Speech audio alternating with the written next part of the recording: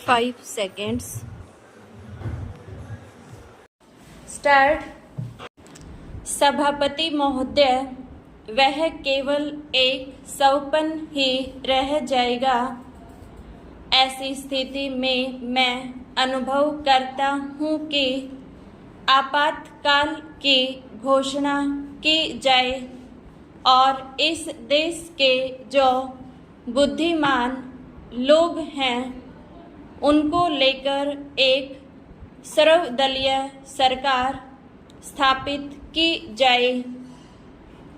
हम यह अनुभव करते हैं कि जिस तरह का शासन इस समय चल रहा है उससे देश की कोई भी समस्या हल होने वाली नहीं है, बल्कि इस सरकार की गलतियों से समस्याएं बढ़ती जा रही हैं। राष्ट्र की आंतरिक सुरक्षा के विषय में जो बिल मंत्री महोदयों ने प्रस्तुत किया है उस पर अब तक जितने भी भाषण हुए हैं उनको मैंने बड़े ध्यान से सुना है।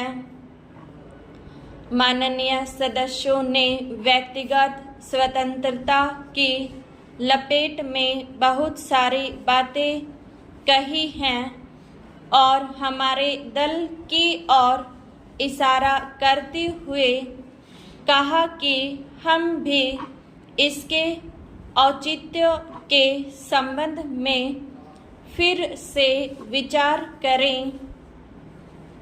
मैं जहां तक समझ पाया हूं, हमारे गृह मंत्री जी को इस बिल को प्रस्तुत करने में कोई सुख नहीं हुआ, बल्कि वर्तमान परिस्थितियों को दृष्टि में रखते हुए उनको दुख हो रहा है।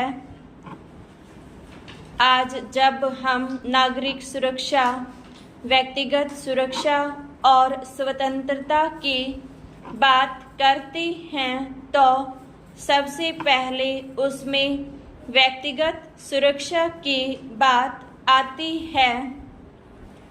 प्रत्येक नागरिक इस राष्ट्र के अपनी सत्ता में रहकर सुरक्षित रहना चाहता है। हमने इस बात की सुरक्षा अपने संविधान में दी है और हम यह आशा करते हैं कि राजनीतिक दलों में आपसी मतभेद होते हुए भी राजनीतिक मतभेद का आदर होना चाहिए। मतभेद होते हुए भी शांति और सुरक्षा बनी रहनी चाहिए। माननीय सदस्य पूछते हैं कि ऐसी कौन सी असाधारण परिस्थिति आ गई थी जिसके कारण आपको नज़रबंदी बिल लाना पड़ा। मैं आपसे कहना चाहता हूँ कि क्या ही अच्छा होता यदि नेहरू जी की उस बात को जो उन्होंने लोकतंत्र के संबंध में बहुत वर्ष पहले की थी आज भी स्मरण रखते।